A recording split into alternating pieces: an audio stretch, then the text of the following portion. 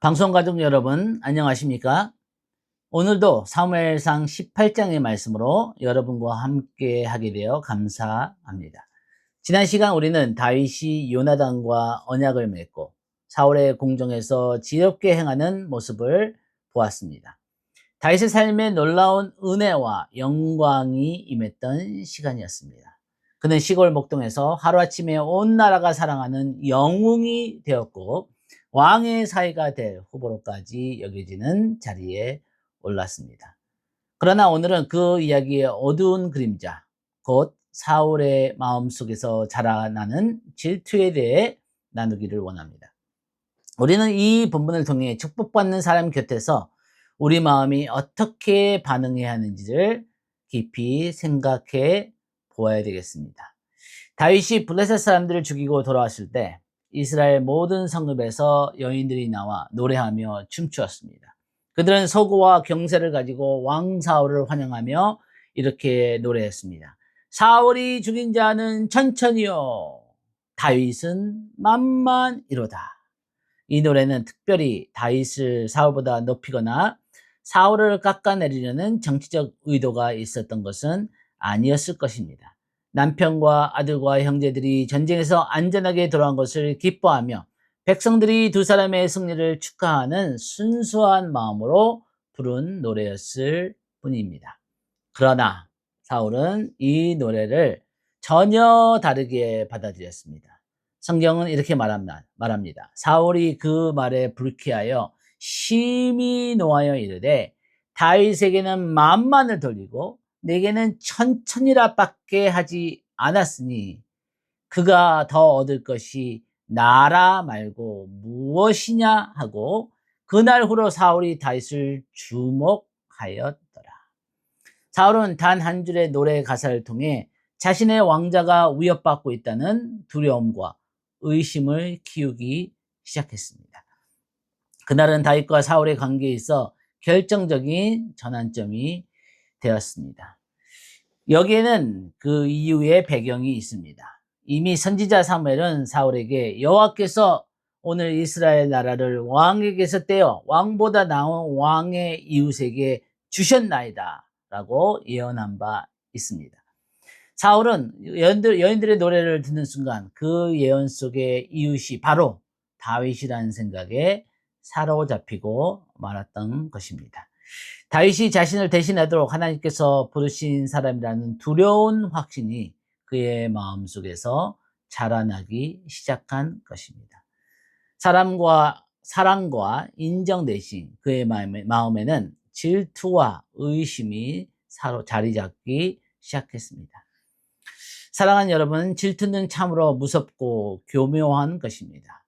질투는 우리의 생각을 왜곡시킵니다.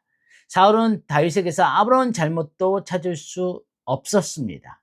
다윗은 그저 성실하게 자기 자리에서 최선을 다했을 뿐입니다. 그런데도 사울의 마음속에서 자라난 질투의 씨앗은 점점 자라나 결국 그를 살인의 자리까지 끌고 가게 됩니다. 성경은 에베소서 4장에서 우리에게 분을 내어도 죄를 짓지 말며 해가 지도록 분을 품지 말고 마귀에게 틈을 주지 말라고 경고합니다. 사울이 분노와 질투를 마음에 품은 그 순간부터 그의 삶에는 어두운 영이 활동할 문이 열리고 말았습니다. 성도가 질투의 마음을 내어주는 것은 사탄이 성도의 삶 안에서 역사할 기회를 열어주는 일입니다. 우리가 기억할 것은 이 시험이 다윗에게 찾아온 것이 아니라 사울에게 찾아왔다는 사실입니다. 다윗은 그저 자기 목의 삶을 성실하게 살았을 뿐인데 그를 향한 사람들의 칭찬과 사랑이 다른 사람의 마음에 질투를 불러일으킨 것입니다. 우리도 살아가다 보면 이런 일을 마주하게 됩니다. 내가 특별히 잘못한 것이 없는데 나를 향한 누군가의 부당한 시기와 미움을 경험할 때가 있습니다. 열심히 일했을 뿐인데 동료의 미움을 받기도 하고 신실하게 섬겼을 뿐인데 오해와 비방을 받기도 합니다. 이럴 때 우리는 다윗처럼 묵묵히 자기 자리를 지키며 하나님께서 보시고 하나님께서 아시고 하나님께서 올바른 정의로운 판단을 하실 것이라는 것을 믿어야 되겠습니다. 또한 우리는 질투가 얼마나 은밀하게 자라나는지를 기억해야 합니다. 사울은 처음부터 다윗을 죽이려 하지 않았습니다. 처음에는 그저 마음이 불쾌했을 뿐이었고 그 다음에는 다윗을 주목하여 의심하기 시작했고 결국에는 죽이려는 계획까지 세우게 됩니다. 질투는 이처럼 작은 불쾌함에서 시작하여 점점 자라나 마침내 우리 삶 전체를 지배하는 어두운 힘이 되어 버립니다. 그렇게 우리는 질투의 씨앗이 마음에 심겨지는 그 순간 즉시 하나님 앞에서 정직하게 그것을 다루고 회개해야 합니다. 이를 극복하는 유일한 방법은 우리 마음을 하나님 앞에 정직하게 열어 그것을 고백하고 회개하는 것입니다. 감추어둔 질투는 반드시 골마 터지지만 정직하게 고백된 질투는 하나님의 은혜로 다스려질 수 있습니다. 사랑하는 여러분, 사실 본문은 사울만의 이야기가 아니라 다윗을 향한 시험이기도 했습니다. 다윗은 이 순간 여인들의 노래 속에서 자신이 사울보다 10배나 더 칭송받는 것을 들었습니다. 다윗이 그 칭찬에 도취되어 교만해지거나 사울을 무시하는 태도를 보였다면 어떻게 되었을까요? 우리는 다윗이 겸손하고 감사한 마음을 지켰기에 이 폭풍 같은 상황 속에서도 흔들리지 않았음을 알 수 있습니다. 사실 우리 인생에도 이런 시험이 찾아옵니다. 비방을 받을 때와 칭찬을 받을 때 우리는 똑같은 마음의 자세로 반응해야 합니다. 비방에 무너지는 사람은 결국 칭찬에도 쉽게 무너지고 부당하게 낮아질 때 흔들리는 사람은 높아질 때도 동일하게 흔들립니다. 단 한 번의 결정이 우리의 앞날을 결정하는 것이 아니라 매일의 작은 결정이 쌓여 우리의 인격을 만듭니다. 다윗은 종의 마음을 가지고 낮아짐과 높아짐 모두를 겸손히 받아들이는 훈련을 하고 있었던 것입니다. 오늘 본 말씀을 요약하겠습니다. 오늘 본문을 통해 우리는 사울의 마음에서 질투가 어떻게 시작되고 자라났는지를 보았습니다. 여인들의 단순한 노래 한 구절이 사울의 마음속 두려움과 의심을 건드렸고 그것은 곧 다윗을 향한 지속적인 감시와 미움으로 이어졌습니다. 질투는 하나님이 주신 다른 사람의 은혜와 축복을 있는 그대로 인정하지 못하게 만드는 어두운 감정이며 방치하면 반드시 자라나 우리의 마음을 지배하게 됩니다.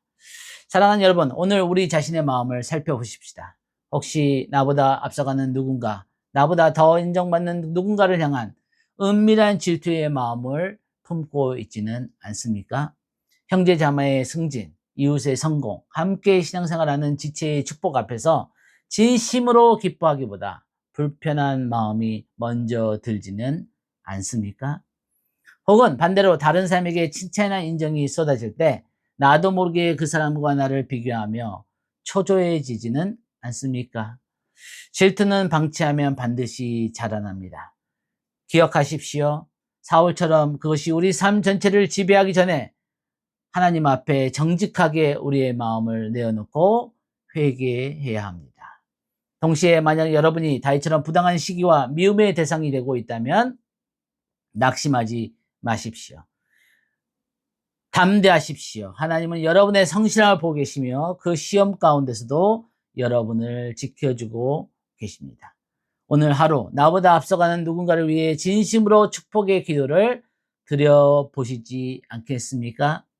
오늘도 우리 마음의 정원을 잘 가꾸어 질투의 씨앗이 자리 잡지 못하게 하는 하루가 되기를 바랍니다. 함께 기도하겠습니다. 하나님 아버지, 저희 마음속에 있는 은밀한 질투와 시기를 정직하게 살피게 하시고 다른 이의 축복을 함께 기뻐할 수 있는 넉넉한 마음을 주옵소서. 우리가 무엇보다도 하나님 앞에서 성실하고 정직하게 행하면 그 누가 우리를 미워하고 공격한다 할지라도 하나님이 결국 우리를 보호하시고 우리를 인도하시고 함께 하셔서 승리한다는 확신을 가지고 살게 하여 주십시오. 예수님의 이름으로 기도합니다. 아멘.